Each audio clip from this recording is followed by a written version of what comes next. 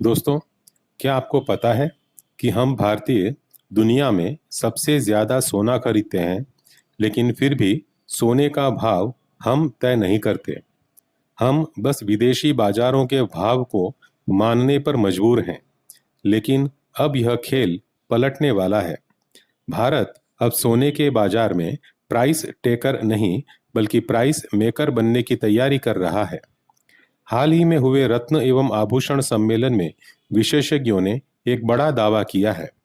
World gold council और अन्य दिग्गजों का कहना है कि अगले 10 सालों में भारत अपनी सोने की मांग का 20% हिस्सा खुद अपने देश में खनन करके पूरा कर सकता है। अगर ऐसा हुआ तो वैश्विक बाजार में सोने की कीमतें तय करने में भारत की भूमिका सबसे अहम हो जाएगी।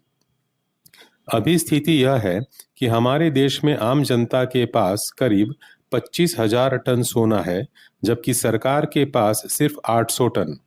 खपत इतनी ज़्यादा है, फिर भी कीमतों पर हमारा कंट्रोल नहीं है। लेकिन अब घरेलू खनन बढ़ाने और गोल्ड बैंकिंग सिस्टम को मजबूत करने पर जोर दिया जा रहा है। इसका सीधा मतलब है कि आने वाले समय में सोने की चाबी भारत के हाथ में होगी।